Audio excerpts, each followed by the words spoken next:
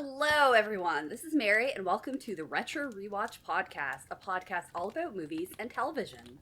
So, I appreciate everybody who has watched or listened to the last two episodes of the podcast. I've done episodes on the first two episodes of Ready for the Dark. This is going to be the third. And if you like the show so far, definitely feel free to leave a like below. I would really appreciate it. Any comments, suggestions, criticism, anything, feel free to leave it below. You can also send an email to haberdasherypodcast@gmail.com. I will link that below as well. And we'll just get right into the first episode. Or this week's episode, I should say. Sorry, guys. Alright, so we're going to be talking about Tale of the Lonely Ghost. This is definitely one of the sadder episodes of the show from my recollection. It's dark and sad. Yeah, I mean, it's a sad episode, especially for a kids' TV show. This is pretty, I won't say morbid, but yeah, kind of a little bit morbid. So we start out, we have Kristen, who's walking alone in the woods to the campfire. It's like a lot of TV shows, it's pretty bright outside for being at night.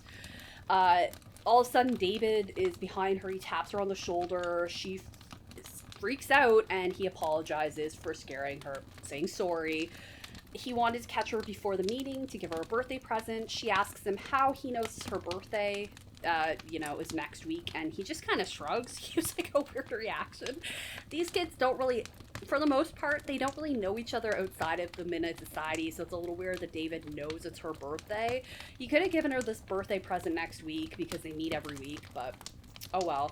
She thanks him and doesn't really think much else of it. They hear the other Minute Society members realize they're late to the meeting, and Kristen tells David she'll open it after the meeting.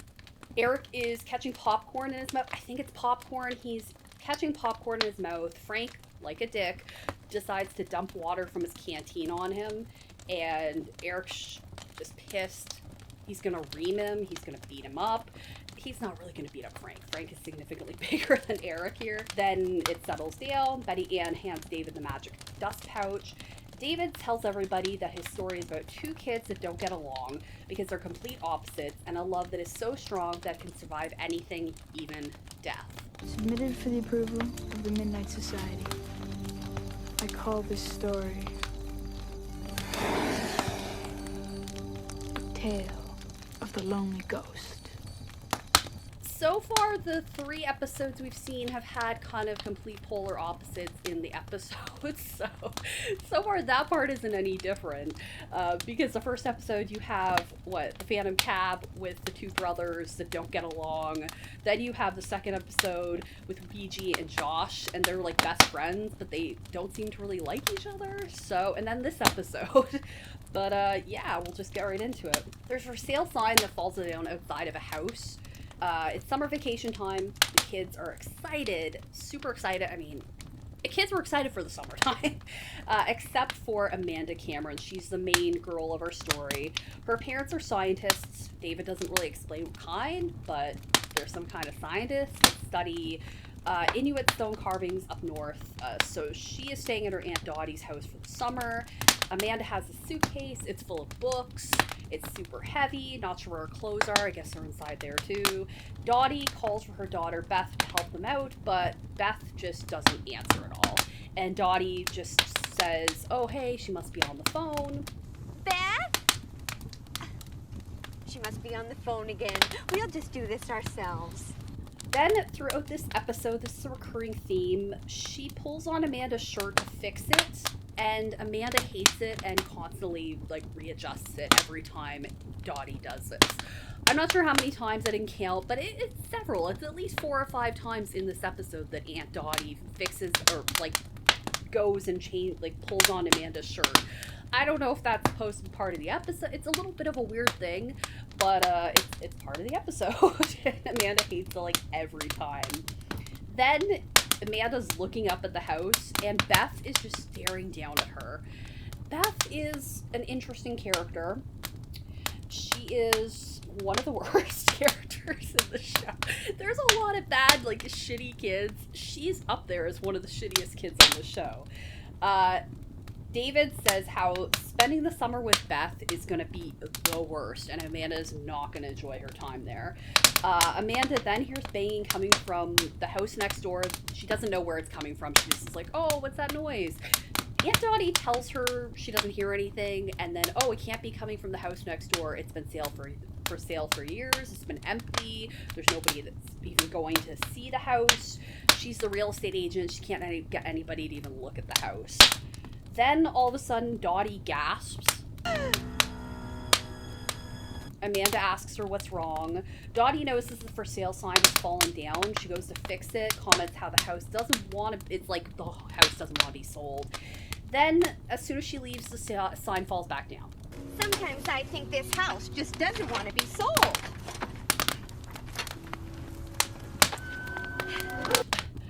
Beth is trash talking Amanda on the phone, saying how, like, making fun of how she's dressed and how her mom better not expect her to babysit that dweeb all summer. Hi, Beth. Hi. So, for me, watching this show, and this, came out around the same time as Home Alone and stuff, Beth, the actress, looks a lot like a female version of the older Pete from Pete and Pete, and also it's the same actor who's one of Kevin's older brothers, not Buzz, but one of Kevin's older brothers in Home Alone. So that's all I can think of when I see this episode.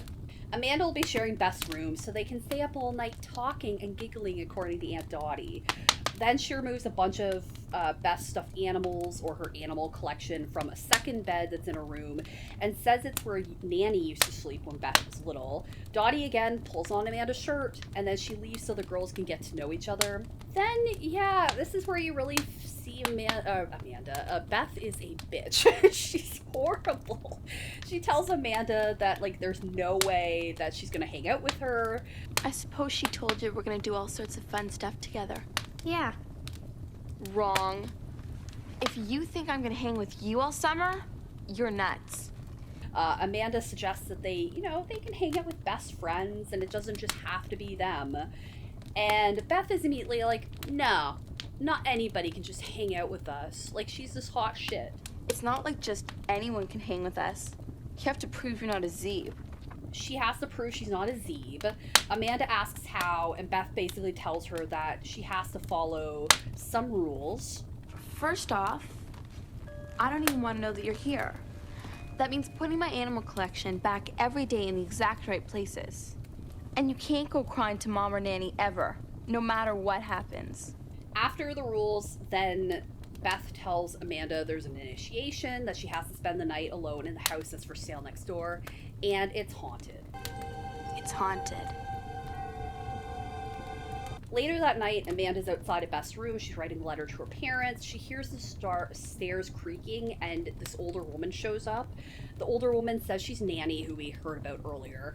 And then Amanda's gonna go shake her hand, because Amanda's like a very sweet, normal human being, just a very nice person that you could see yourself being friends with. Beth just comes out of her door and freaks the hell out and tells Amanda if she touches Nanny, she won't let Amanda touch her things again. No! If you touch her contaminated, wrinkly old hand, I'll never let you touch my things again. This is, oh my god.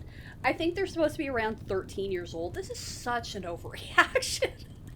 I am so glad that I was never like this as a teenage girl. This is a horrible behavior to act like this.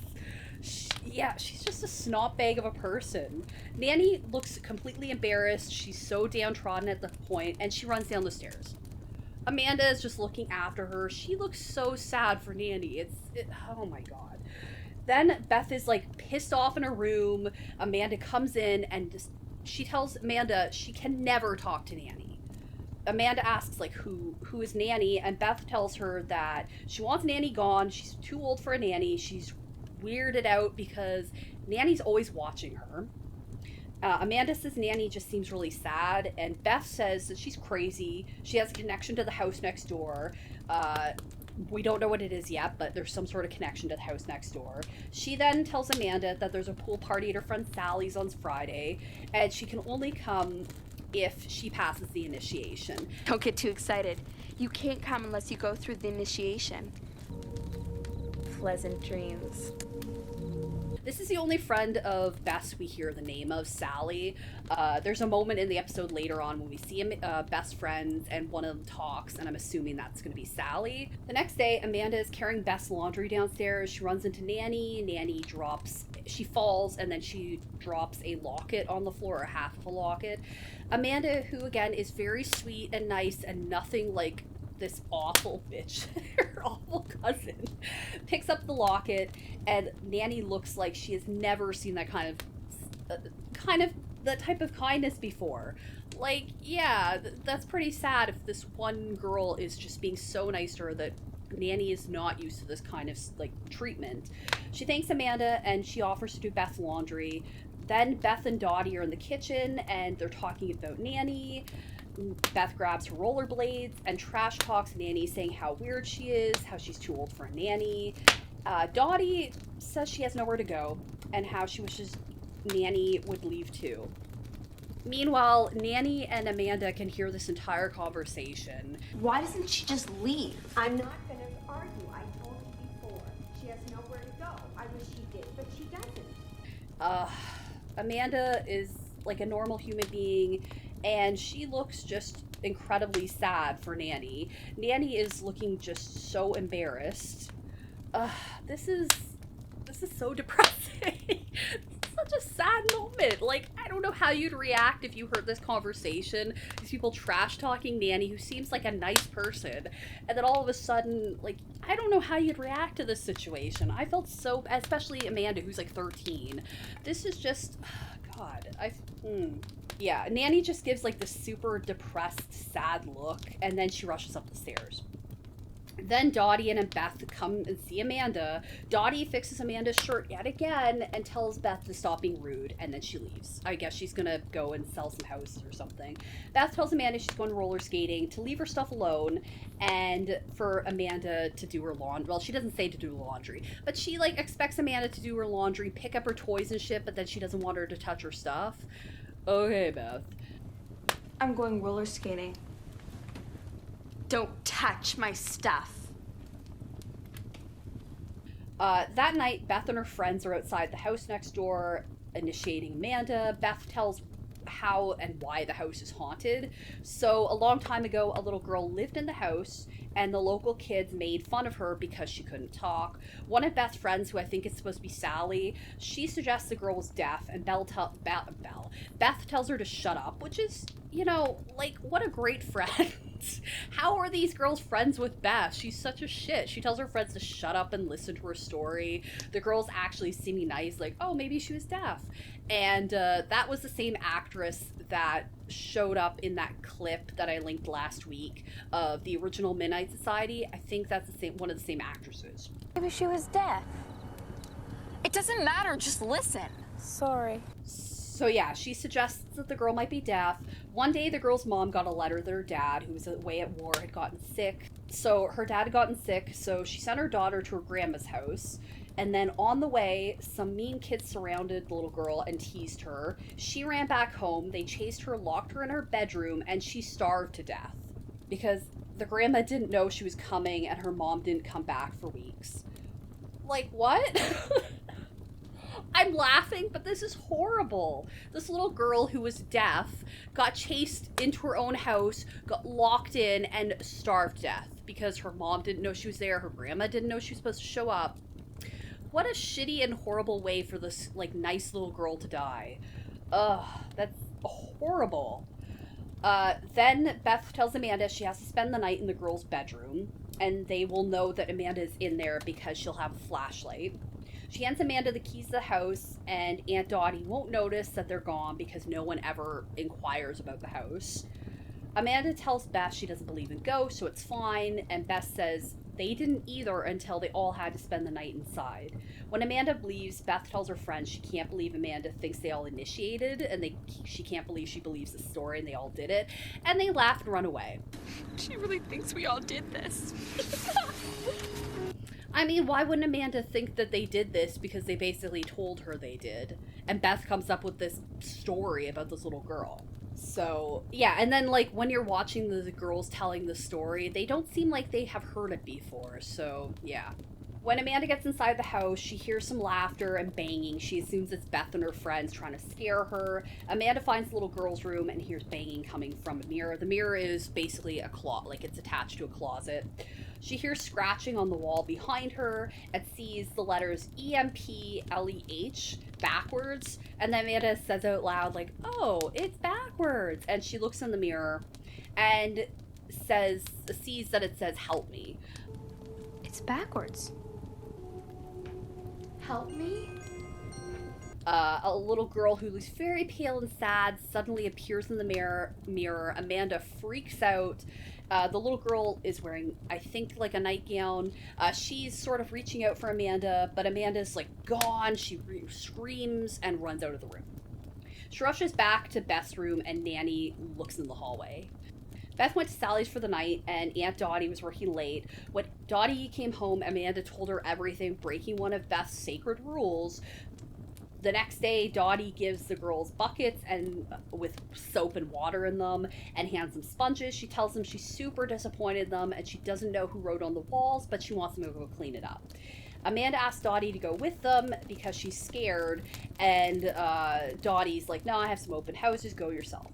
Beth gives Amanda a look here that just always cracks me up. Her facial expressions are great. Like, she's a bitchy character, but she has, like, really good facial expressions. Amanda says there's a ghost. Dottie doesn't believe her.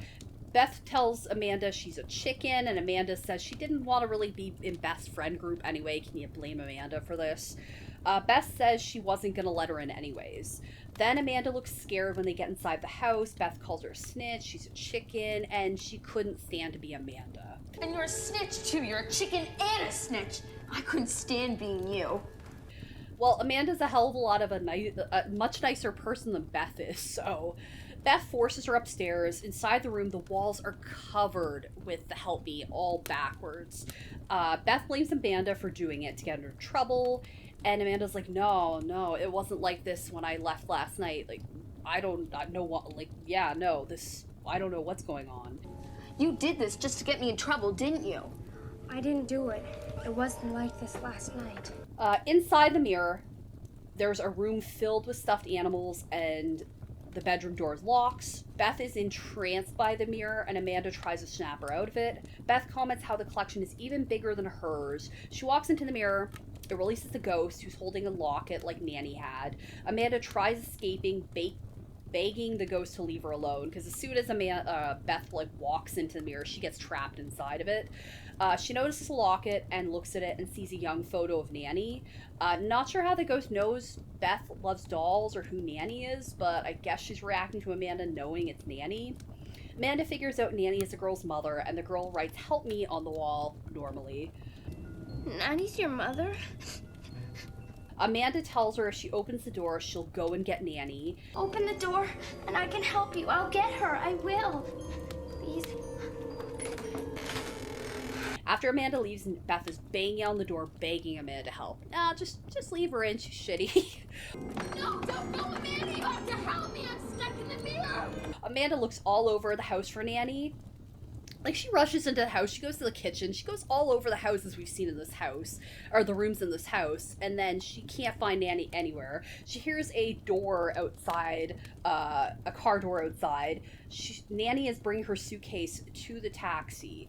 How did Amanda and Nanny not see each other? Because they would have had to have collided here somewhere, met each other, or Nanny would have heard Amanda, like, calling for her. I don't know. Anyways, Amanda rushes to Nanny and tells her she can't leave, and Nanny has to come with her. Nanny says she can't go in the house next door. There's too many bad memories. She thinks Amanda's playing a joke on her. Nanny tells Amanda she's leaving because no one wants her there. Amanda says, no, that's not true. She shows her the locket with Nanny's picture in it. Nanny's like, oh, how did you get this? Like, what's going on? And Amanda basically has to force and drag Nanny into the house. No, I'm not going in there. Too many bad memories. I'm not wanted here anymore. While Nanny is saying she can't do it this entire time. Nanny's like, no, I can't do this. I can't. Why would she live next door to this house for 30, 40 years if this traumatic thing happened to her daughter. I mean, I kind of understand she'd want to live close by, but seeing that house every day would have to be a horrible reminder of what happened to your daughter. No, I can't. You can. You have to. No, it's too hard. I can't. When they get to the girls' room, the ghost is finally smiling and is like holding out her arms. She walks over to Nanny. Nanny is happy, but also like sad because she had no idea her daughter was there the entire time. Another sad moment of this episode. I didn't know you were here. All this time. Oh, nothing bad would ever happen to you again. They reunite and they walk into Mirror because Nanny's like, nobody will ever help you again, or nobody will ever hurt you again. As soon as they get into the mirror, like, they're reunited. Nanny is younger, the daughter's healthy and happy. Beth yells for Amanda, and then all of a sudden, Beth disappears. Amanda walks in the mirror, and she can hear Beth begging for Amanda to help her. It was kind of an echoey sound before, but now it's like she's inside the closet. All of a sudden, Beth's friends show up, saying Dottie told them Amanda and Beth were at the house. Dottie wasn't home earlier, and I mean, she knew that the girls were going to be at the house, but she wasn't at the house. How did these girls know? Like, Dottie wasn't at the house to tell Beth's friends that they were there. But anyway, continuity error, or maybe she got home early in that short amount of time that Amanda and Nanny were at the house. Beth is still begging for help. Amanda tells her that she has to stop being a punk-ass bitch to everyone. She opens the door and Beth falls out of the closet. I'm assuming it's Sally again. One of the friends basically says there are going to be changes in the group, which is a good thing, obviously. Are you gonna stop bossing your friends around? Yes. Okay, I'll let you out. David then tells everybody that Amanda and Beth had a great summer, and Amanda even let Beth hang out with the group, so Amanda's now like the leader. All the Midnight Society members leave. Kristen is getting ready to go. David stops her and reminds her, like, oh, hey, what about your birthday present? She completely forgot about it because David's story was so good. And it's a locket like in a story. Kristen says she loves it and thinks it's beautiful, but David tells David he shouldn't have got it because who knows how expensive it is. It could be pretty pricey. David tells her it looks perfect and he knew it would. Kristen says she will think of him when she wears it and gives him a kiss on the cheek. And then he kind of forgets his backpack and has to run back and get it. Perfect. I knew it would be. I'll think of you every time I wear it. Forever. Let's catch up. So that was The Tale of the Lonely Ghost. Definitely a very sad episode. You have this woman who's tortured by the death of her daughter, lives next door to that house. The little girl is a ghost in the house. You have Beth, who's just an awful person, who's like horrible to Nanny. Nanny's like tortured at this house living there. Yeah, it's definitely a very sad episode for sure. So anyways, on to the cast members. So Laura Bertram, as a Canadian, I recognized her immediately rewatching this episode. She was Amanda. She's the very nice, sweet girl. She's also in Tale of the Mystical Mirror later on in the show. And she's also in an episode of the new Are You Afraid of the Dark in season 1. She's also Amanda in Writer or Not, which is a show I grew up watching as a young girl in Canada. So she's Amanda in that, Amanda in this. She's also in shows like Supernatural and Once Upon a Time. Pauline Little, who's Aunt Dottie, she's also in Tale of the Shiny Red Bicycle and Tale of the Prisoner's Past. She also voices the grandma in Caillou. I've never watched Caillou, so I have no idea. Laura Levin, who's Beth, she wasn't in any more episodes. She wasn't in a lot of stuff after this or before this. She was also in Ready or Not with Laura Bertram. I think it's funny. I think she was in a couple episodes, and one of them, at least when I was looking on IMDb, it's this, they go to a camp. That's all I can remember about it. So it's kind of funny. It's also a summer episode. Sheena Larkin, who's Nanny, was in 7 episodes of Are You Afraid of the Dark. She's in Tale of the Lonely Ghost, Watcher's Woods, Room for Rent, and then she's in some later season episodes, Walking Shadow and Silver Sight Part 1 to 3. And then Bethany Nurse, who's Sally, I believe she was the original member of the Midnight Society. She's also in Tale of the Closet Keepers, and I think she's deaf in that, so it's kind of funny. And then she's also in Student Bodies with Ross Hall, who plays Gary, a member of the Midnight Society. And then you finally have Genie Levesque, who's a ghost. She was in Tale of the Dark Music, and she's also in Goosebumps, Say Cheese and Die Again. So that's what I found out about it. But that's about it as far as saying, yeah, I grew up watching Ready or Not. I might have to I think it's available on YouTube episodes, so I might have to rewatch that. But yeah, I like this episode. It's definitely not a favorite, but it's really sad. They did an excellent job casting Beth because she's such a horrible human being. You hate her. She's probably the worst kid yet we've seen. I don't know if she's the worst in the entire series because there's definitely episodes I don't remember, but she's horrible. She's such a scummy character. I don't know how anybody is friends with her. Ugh. But yeah, this is a pretty sad episode of the show, but it's a great episode nonetheless. Again, thank you guys for tuning in. I really appreciate it. Again, you can leave a like, comment below if you're enjoying these episodes. I really appreciate it. Any feedback is awesome, and hopefully you like this week's episode. This has been Mary, and thank you for tuning into this week's episode of the Retro Rewatch Podcast. I'll talk to you later. Bye, everyone.